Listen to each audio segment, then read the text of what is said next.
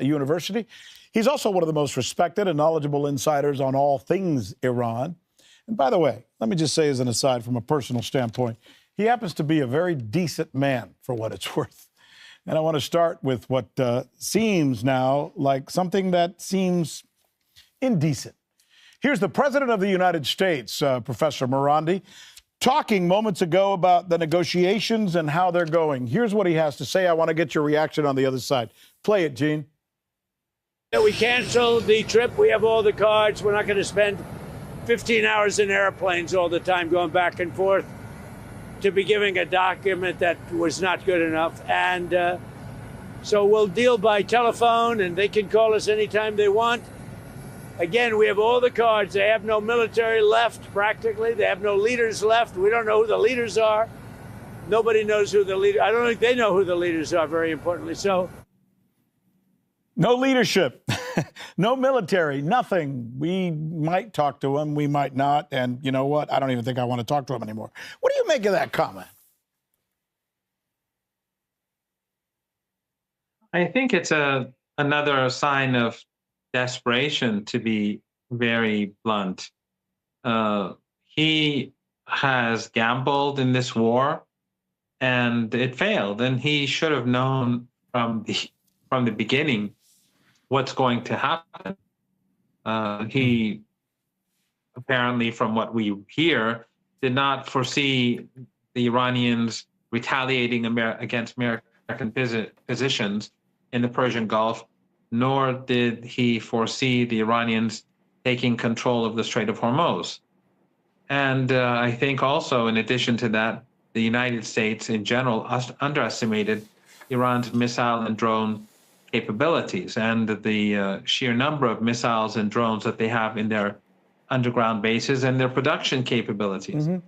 So now he wants to get concessions at the negotiating table that he failed to get on the battlefield, and that's simply not going to happen. So unless he changes course, I think that it's quite possible that we will have another war of aggression carried out by the United States against Iran.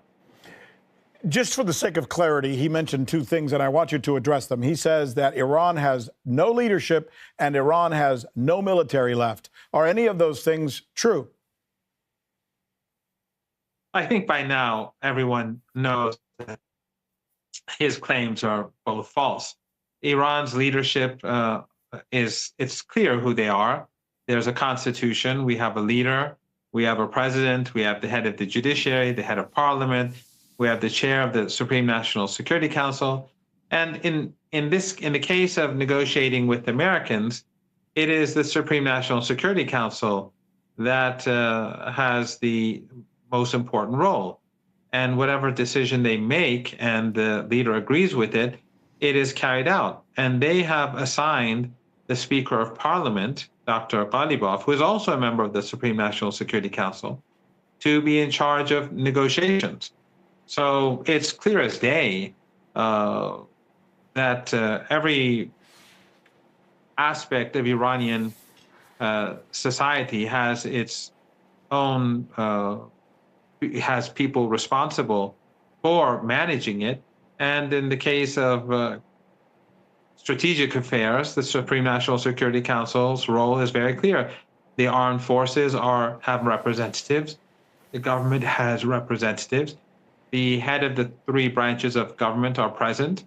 And the leader has two of his own representatives in that council. So obviously, there are always going to be divisions. There are going to be divisions in any country. But at the end of the day, the decision, whatever debates there are, whatever discussions there are, when Dr. Ghalibaf sits down and makes a decision, then with the support of the Supreme National Security Council and the leader, that is the final say. I have to ask you this question, because I thought about this a lot. I was never sure that this war was actually going to happen. I didn't think it would happen. But I was thinking that if it happened, there was a real good chance that it would not turn out well for Iran. Obviously, Iran has proven me wrong, as they've proven most people in the world wrong.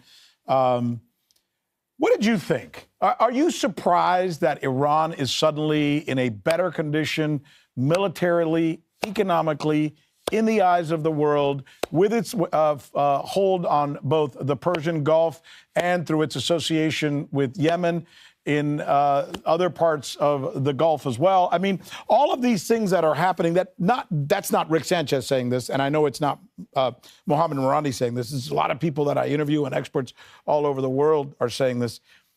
Did you foresee it? Yes, I was confident that the United States would be defeated in this war, and I was confident that Hezbollah too would perform well under these circumstances. That this war, this 39-day war that we saw, I would say that perhaps the armed forces and the state performed a bit better than I expected, but ultimately I expected the United States to fail. And I think the problem really is that the Americans, the elites in Washington, they believe their own propaganda. The media is basically repeating the narratives that American leaders want to hear. And, there have been sane people in Washington who've said, who've spoken out and said the truth, but they were always punished and sidelined. I mean, there are two people who worked in the White House, like Flint and Hillary Leverett. They worked under the George Bush White House.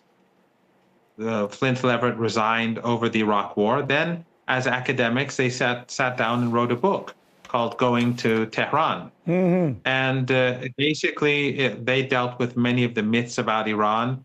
They spoke about the dangers that lie ahead if there isn't some sort of rapprochement. Here we are today. And they gave a roadmap. And they were hammered by everyone, literally, think tankers, policymakers, elites. It's a very good book. I think everyone should read it. But they were sidelined and marginalized. And instead, the United States followed the demands of Zionists. So there were people in the United States who had knowledge, who were knowledgeable, who were doing research. But the system doesn't allow for that sort of knowledge to be repeated and to become policy. Instead, you're punished for looking at the situation objectively. And even, for example, for many years I've been saying that if the United States attacks Iran, Iran would punish it in the Persian Gulf. And but I was always ridiculed by Western journalists and policymakers as a propagandist for the regime, as they like. Well, no, that's not true. No, hold on. You know why I think they may have doubted you and people like me? Because, Professor Mohammad Marandi, we have all been told the United States has the greatest military in the history of the world, that its anti-ballistic defense system is incomprehensible in terms of what it can do. And all of that has been proven wrong. But who would have thunk that would be that way? Who would have thought that the Patriot missile system is essentially a piece of crap compared to what we were told it was going to be, right? I mean, you can't blame people for... Yeah, well, no, I don't mean you, Rick. Obviously, you're a good close friend, and we've spent a lot of time together discussing things. I mean those mainstream Western journalists who today basically repeat anything that the White House says or that the political establishment says. Even those who despise Trump, when it comes to the empire, they're still going to repeat the nonsense that they're told to say. They may despise him, but they're still a part of that class, which many of us now call the Epstein class, or they're influenced by or controlled by the Epstein class. So they fail to listen, whether it's listening to people like yourself or me or the authors of Going to Tehran and others. The problem is that they are all sitting and repeating one another, and ultimately That's what has caused this situation for the United States. And instead of learning from their foolishness, they double down. You know what we learn in books like the one you mentioned, Going to Tehran, is that the Israeli, as you say, Zionist crowd has been trying to get the United States to do this for the longest time. They tried to get Bush to do this and Clinton to do this and Obama to do this. And all the presidents who came before Trump were told, you have to invade Iran. You have to attack Iran. You have to start a war with Iran. Why do you think it took Trump to be the one who fell for this persuasion or this argument?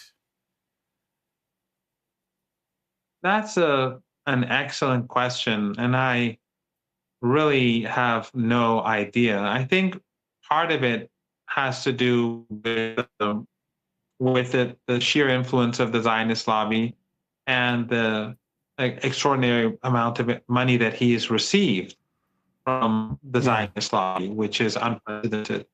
But then there are questions about whether he's compromised or not. And some of his decisions to be really, to really, when you think about it, some of his decisions defy any logic, that they defy any reason. And even that sort of money that he gets from the Zionist lobby still doesn't make those decisions make sense. So in my opinion, the chances that he's deeply compromised, I think they're very high. Yeah, you're breaking up just a little bit, but let's stay with this because I think it's an important video. I want to play some sound here. This is because it goes to Mr. Trump's character somewhat. This is right after the Iranian supreme leader had been assassinated, essentially taken out with his family, and Mr. Trump made a comment about it. And I want you, if we have that, Gene, to play that for us. Here it is. Iran's formerly supreme leader, Ayatollah Khamenei, is dead.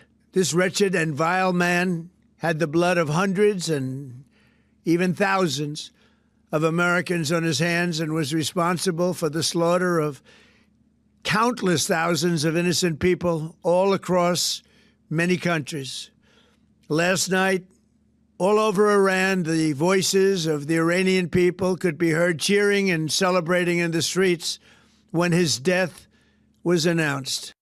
I'm wondering if just the opposite actually happened. In fact, I'm not so much wondering, but my sources in Iran tell me that's exactly what's happened. This kind of language to assassinate someone and then just trash them and call them wretched and vile. I'm wondering, Professor, if that didn't turn people toward the government even more so than they were when I was there visiting with Iranians. Is that the case? Oh, absolutely.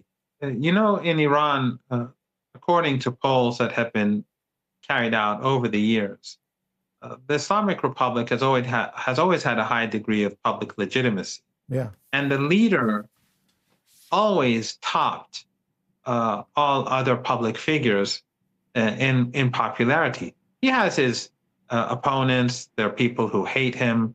You can meet them on the streets. You can meet them in taxis, on buses, on campus. But he's always been a respected person.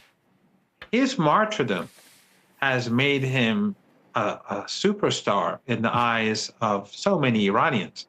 And ever since he was murdered, every night on the streets of Tehran and across the country, you see huge crowds gathering. In Tehran, because it's so big, they're spread out in different neighborhoods. When I leave home at night, let's say to go to a studio somewhere for an interview, I pass, if it's far off, I pass by many of these gatherings. And it's been going on for 2 months. It's clear that the unity that we have today is perhaps unprecedented, even perhaps, because I was a child back then, even perhaps more so than during the beginning of the revolution. But let me give you just one piece of evidence that no one can refute, and that is that when he was murdered, alongside a number of senior military officials who were in a separate meeting, the Iranian armed forces immediately responded within an hour. And people on the streets, they did not rush to gas stations. There were no huge queues or lines in supermarkets to take bread or other canned food or whatever it is people do in these times of crisis. Things were very normal. For a full week, we didn't have a new leader. Of course, in accordance with the Constitution, we had a leadership council comprised of the president, the head of the judiciary, and a representative from the Guardian Council. But we didn't have a leader. And we couldn't have a leader for a full week because they were trying to bomb their gathering, the gathering that would choose the new leader, the Expediency Council. So for a full week, we had no leader. Yet the armed forces and the state, the government, the different government institutions that were being bombed were functioning normally. And people were going about their daily lives.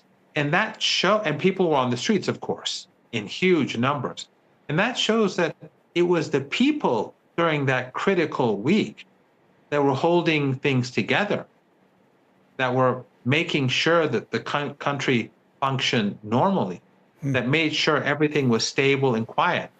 So what Trump says is, of course, the same sort of nonsense that he always says when he speaks about Iran. But that is a part of the narrative in the West that makes them always miscalculate when it comes to Iran.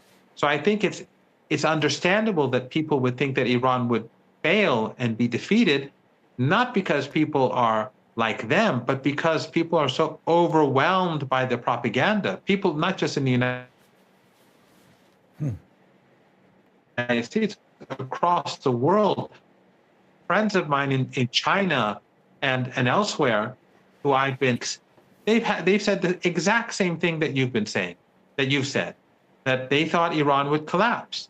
They thought Iran wouldn't be able to last for more than a few days. Iran experts of our region, people who are very good friends and who are knowledgeable. But the power of the empire, the media of the empire, and the narrative of that media is so overwhelming that people find it difficult to imagine that the United States, the superpower, could be defeated in such a way. What happens now with Iran? Because by all indications, Iran is now a force to be reckoned with and considered among many experts, including experts from Johns Hopkins University, Professor Hankey, who is a worldly recognized economist, who told me last week that Iran has now joined the family of countries that make up the most economically viable and important countries in the world, right there with China, right there with Russia and India, and of course, the United States, because of what it's shown it can do militarily, because Iran now controls and will continue to control the Persian Gulf, because of its relationship with Yemen, controlling other straits that are important. It now holds 30% of the world's LNG, oil, and fertilizer, for example. That puts Iran in a whole completely different place. Not to mention that the economy is stronger now than it was before the attack. How do you put all this in perspective for people? Well, I agree that in the future of Iran will be different from the past. Iran will be a much stronger than before, and that is largely due to Trump himself. His own foolishness has exposed the weaknesses of the United States and has revealed Iran's strengths, and it has shown the vulnerability of U.S. proxies and allies in our region. And of course, Iran has been forced to take control of the Strait of Hormuz. Not that it had any ambitions to do so before the war, but after the war, they said, well, we're going to take reparations from these countries that helped the United States in our region. And we want to make sure that in future, the Persian Gulf is not a platform for another war against Iran. However, for the time being, the main discussion here is what next? And that is something that no one really knows. Well, There's a strong- let's talk about that, because the United States is saying that that they're going to negotiate. Then they're saying they're not going to negotiate. Then they send the vice president, but the vice president doesn't come with a plan. The Iranians come with the plan, and the United States doesn't know what to say about that plan. Then Mr. Trump insists that he wants to send Jared Kushner and Mr. Witkoff, two people who I don't understand why the Iranians would even sit down and talk to them, given their background. And I mean, it's a fair word to say, even as a journalist, backstabbing in the past during negotiations, and their ties to Bibi Netanyahu, and the fact that Bibi Netanyahu has now gone on camera and saying that the people who negotiate with Iran report to him after they're done with the negotiations. This puts Iran in a position where one would ask, why should they negotiate with the United States if it's not a good faith negotiation, right? What is the Iranian position on negotiating right now with the United States? Well, as you know, Iran is preparing for war, and war could be very close. But still, Iran does negotiate because Iran wants the international community and the Iranian people to know that they tried. They want to be seen as the reasonable side, as they've done in the past. Before the 12-day war, we were negotiating, even though we knew that the United States was going to, and the Israeli regime were going to attack. This previous war, the Ramadan war, the 39-day war that we've finished the first part of it at least, that too, I'm sure you recall, before it began, we were negotiating with the Americans, and the Omani foreign minister said significant progress had been made. But Iran knew that the United States was going to attack. But still, they wanted Iranian, because, in Iran, a lot of people, for many reasons, and you mentioned a couple yourself, they're very united today. But the Iranian, the government, the state, they want to make sure that those people who are sort of in the middle or sort of in the gray zone, that they see that the Iranian side is not the problem. And negotiations does a lot, carrying out, especially when you do it with someone like Trump, who is, I think, who has destroyed U.S. soft power more than anyone else in U.S. history. So when you are seen as negotiating, and the United States is seen as threatening your country with annihilation and threatening to wipe out a civilization, obviously that creates much more sympathy, both across the world, but also at home. It creates more resistance and resilience against potential strikes. So if the United States attacks tonight or tomorrow night or sometime in the near future, which is quite possible, if not probable, the resilience of ordinary Iranians is enhanced by the fact that they know that their government tried to prevent this. When you say attacks, well, they've already attacked. You mean using ground troops or initiating the Marines? Or haven't they already done that in the story we were told about that helicopter or plane that was shot down? Yes, what they were really out to do was to find the Iran's enriched uranium and steal it. But also we had 39 days of heavy airstrikes, day and night, 24 hours a day. 3,300, 400 people were slaughtered. On day one, 168 little school children at an elementary school, mostly girls, in the city of Minab were wiped out. And the Americans never acknowledged their role in this, nor did they, let alone apologize for it. So this could start all over again, because Trump, instead of seeking an off-ramp, he's so far, it seems as if he may be choosing escalation.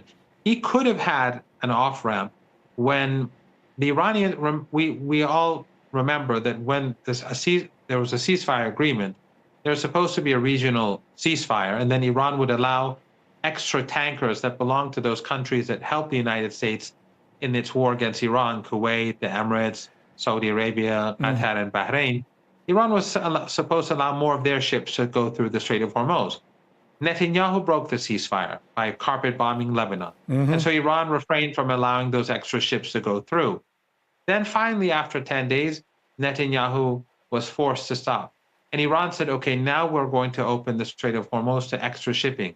And then Trump, instead of using this as an opportunity, as an off-ramp, he said, I'm going to continue an embargo, a siege on Iranian ports. And so Iran said, well, if that's what you're going to do, then we're not going to allow those ships to go through it. And now we are where we are. So we're at a point where it's difficult to envisage how Trump is going to find an off-ramp.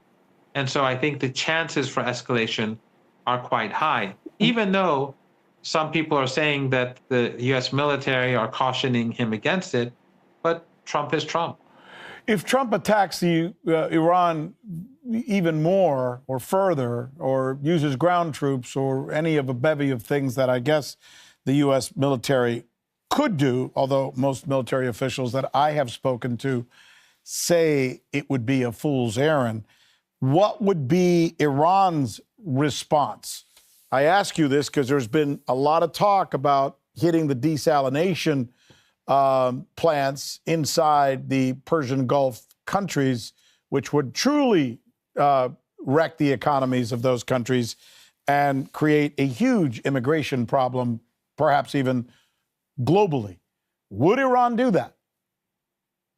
Well, Iran doesn't want this war. Iran was a victim of the war, and these countries enabled the war. They helped the United States carry out the war. And if the United States launches a second phase in this war, or second stage in this war, they will be complicit, because without them, it's not possible. Iran will retaliate in accordance, based upon the actions of the U.S. and the Israeli regime. If they start striking critical Iranian infrastructure, then Iran will do the same to the Israeli regime and to those countries in the Persian Gulf that enabled these strikes. The problem for these regimes in particular is that we are heading towards the hot months in the Persian Gulf, hot and humid. And I'm sure you know exactly how it is in places like Dubai and elsewhere. If they strike Iranian critical infrastructure, Iran will have to retaliate in order, that is their deterrence. And if that happens, then people will have to leave, because these countries are deserts, and the heat and the humidity will make it unsustainable. And even U.S. troops in these countries will not be able to stay any longer because the weather will be terrible in literally in a month from now. It will start and usually in mid-May, it starts to get hot, but by the end of May and the beginning of June, it becomes really intolerable unless you have, especially for people who lived a very easy lifestyle. I'm wondering why Iran continues to negotiate with the United States, and if it might be in its interest to create more of a multilateral approach to these negotiations. I understand Oman's place. I understand Pakistan's place. Let me show you some videos of some of the things that were happening just a few hours ago. This is Foreign Minister Arachi in St. Petersburg meeting with the Russian delegation. There he is. As a matter of fact, look, shaking hands with the president of Russia, President Putin. There's, as you know, Mr. Lavrov, his counterpart. The Russians obviously are allies of the Iranians, as are the Chinese, as are many other countries around the world. I wonder if it would not be in the interest of Iran to start creating a more balanced, maybe a more diverse approach to these negotiations, and telling the United States something to the effect that, that's fine. Listen, we'll negotiate with you, but we're bringing in some more people to do these negotiations. And ask maybe the Russians or the Chinese or the Indians or whoever to be a part of this as well. I think the problem is in Washington. Actually, right now, Iran isn't negotiating with the United States. It only negotiated for one day. I was in Islamabad during the negotiations. Before that, it was just messages back and forth. And since then, it's been messages back and forth. And just recently, when the foreign minister, the Iranian foreign minister, went to Pakistan again, the Americans were talking about that there were going to be negotiations, but they were just making it up. There was no truth to it. And the Iranians said, we're not staying here, and we're not going to Pakistan, and we're not going to stay here to speak with Witkoff or anyone else on behalf of the United States. But I think, when the negotiations did take place in Islamabad a couple of weeks ago, the problem was that the Americans did not have the authority. I mean, Vance did not have the authority to make decisions. I mean, he was surrounded. There were three on the Iranian side, three on the American side. Kushner and Witkoff surrounded Vance, so you can imagine how the talks would go nowhere, because these two people were basically Israeli firsters. But also Vance was constantly on the phone. He was throughout the day. He made a dozen phone calls, including apparently to Netanyahu. So a person who's constantly making phone calls like that at the negotiating table obviously does not have authority to make decisions. Whereas the Iranian side, they didn't make any phone calls to Tehran because they knew what they could discuss and how far they could go. So the problem is that whether it's just bilateral or whether there's mediation or the mediation is more heavyweight, I don't think it makes a difference when you have a Trump in power who's utterly impulsive and perhaps not completely sane. I just don't think it works. Unless Trump is forced to recognize that continuing this conflict is going to be catastrophic for the U.S. economy, the global economy, and that the United States simply will not win, I think there's no way that he's going to be able to be separated from the course that the Zionists and the Israeli regime have dictated to him or imposed upon him or convinced him to pursue. I heard you make a comment about the Iranians fearing that the United States would assassinate the negotiators because they, have assassinated negotiators in the past. Did you make that comment? And what did you mean by it, if you did?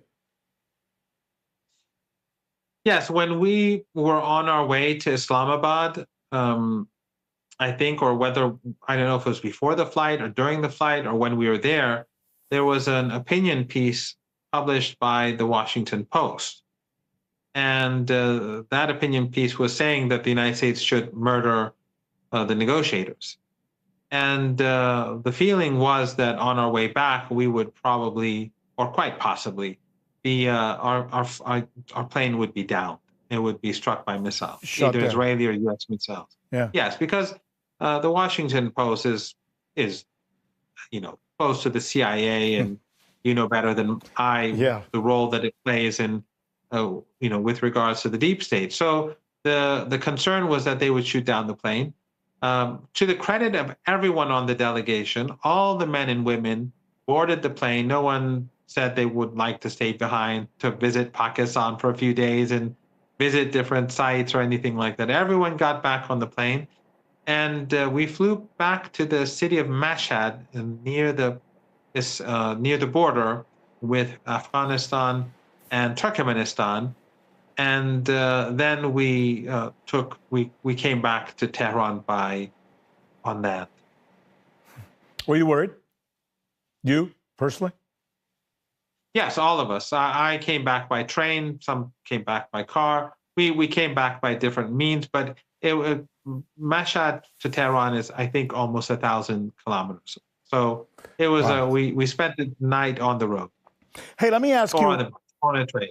Oh, I'm sorry. Let me ask you about what the U.S. seems to be saying, at least according to Reuters, and that is that they're saying for now it's all about just opening the Strait of Hormuz. Open the Strait of Hormuz, and we're not interested in talking about the nuclear issue at this point. Let's just work out something on the Strait of Hormuz, and we'll table all that stuff and talk about it later. What do you make of that proposal, if, as Reuters reports it, it's true? Well, the problem is that Rick, you know Washington better than I shouldn't be saying this to you, but we saw that when we were negotiating with the United States, they were conspiring to wage war against us twice. Yeah. And there's no reason to believe that as you and I are speaking, they're not preparing an assault on the country, a murderous assault again. Yeah. Trump, in his desperation could do anything. And of course, Netanyahu is pushing as hard as possible to have this war continue. Reasonable people would recognize that what Trump is doing is destroying the global economy. And if he continues down this destructive path, it will lead to a global economic depression, not a recession, but a depression. So I'm sure there are sane people in Washington who are warning about this, but Trump, I think he cares more about himself than he cares about anything else. And he does not want to be seen as defeated. But I see no road to victory for him. The only way out would be for him to just declare victory and walk away and have his people keep repeating that he was victorious. But the chances that he will double down and gamble in the hope that somehow he'll be able to defeat Iran, I think is quite high. So it really doesn't matter what the Trump team or the Trump regime is saying. Iran is preparing for the worst, but at the same time, Iran is prepared to negotiate if the United States first abides by its current commitments. We have a ceasefire deal, and Israel is slaughtering people in Lebanon in violation of that agreement, and the United States has imposed a siege on Iranian ports. If we're going to go to the negotiating table, first, what has already been agreed upon has to be implemented by the Americans. Sounds like there isn't really a ceasefire then. In fact, most would say there isn't.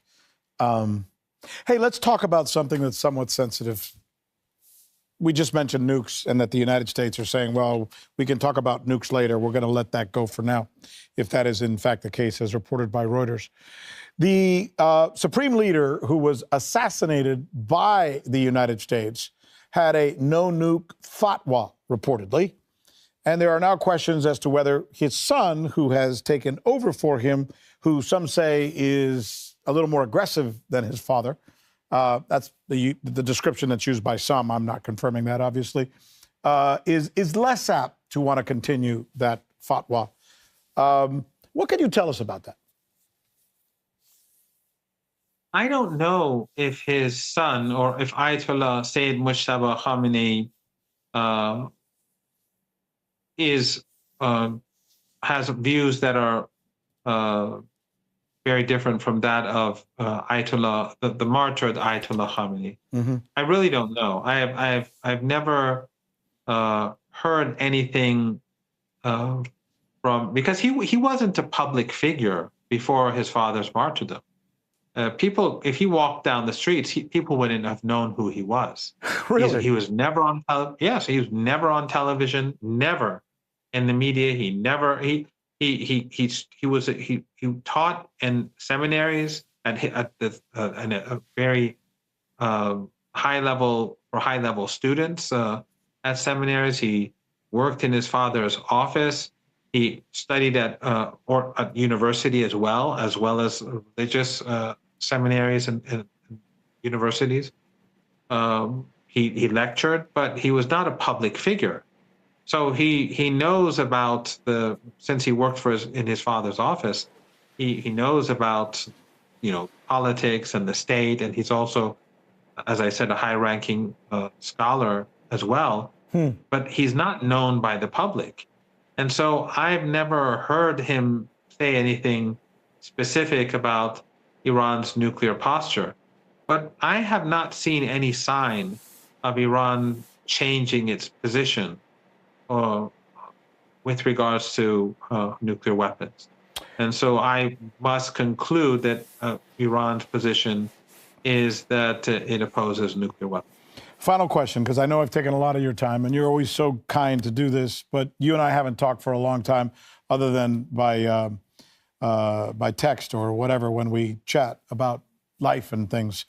So I'm thinking about every time I watch you on Piers Morgan or any of these shows out there, I see you tussle with the way the world is drawn up according to some of these idiots that you have the misfortune of having to take questions from.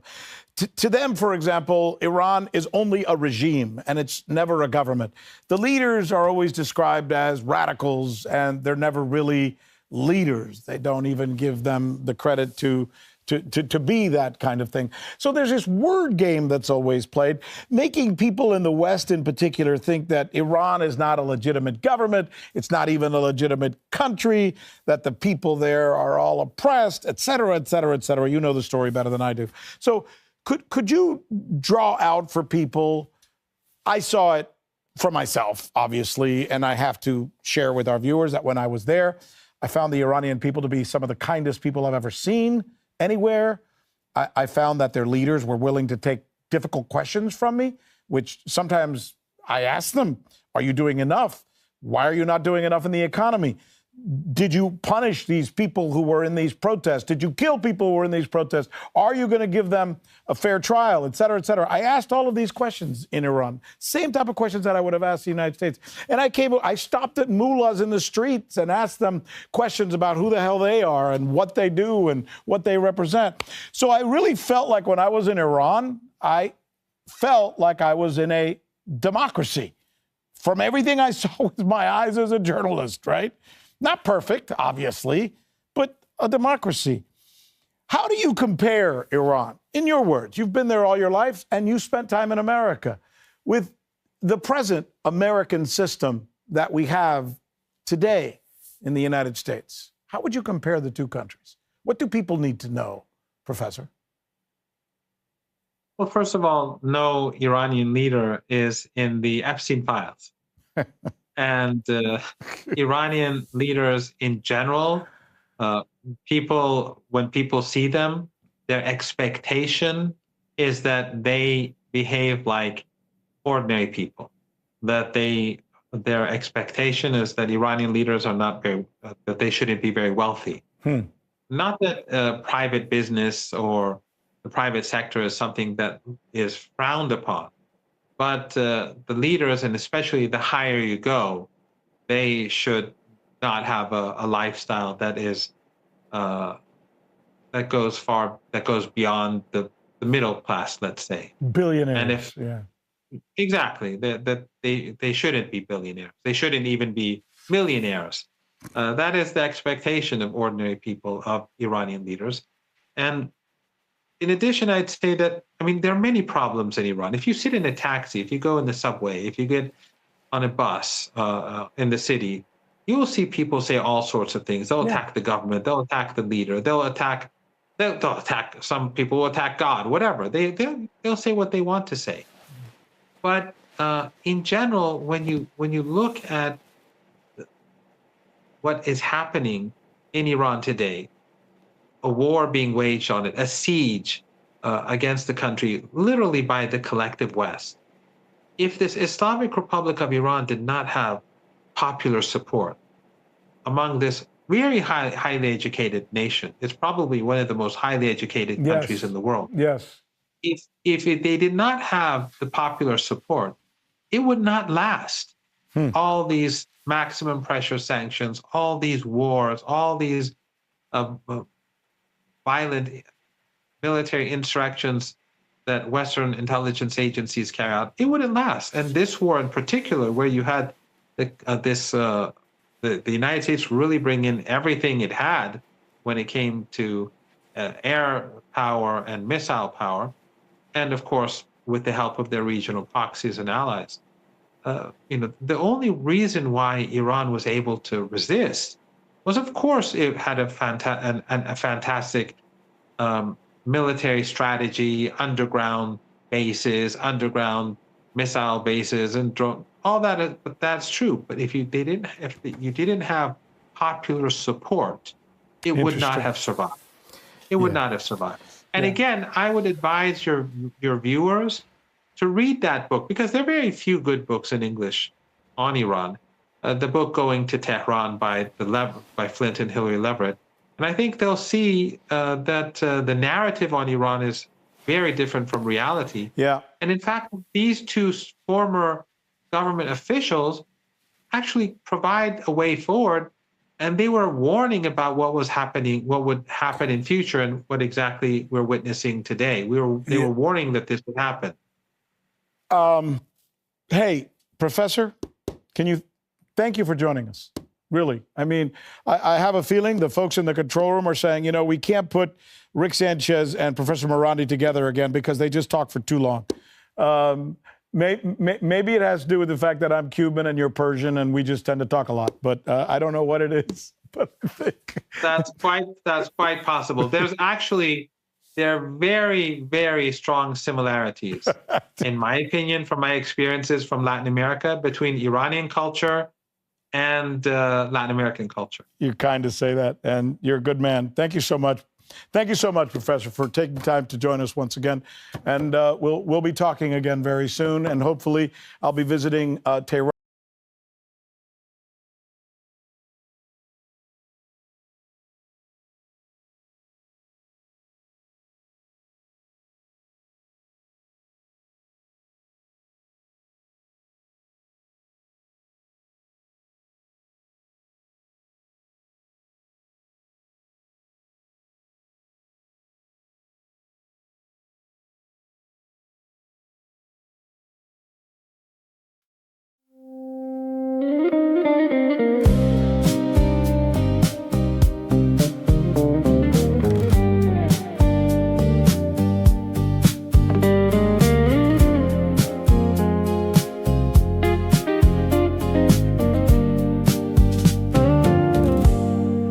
Sabah erken perde yarı açık, yüzünde güneş, odam sessiz.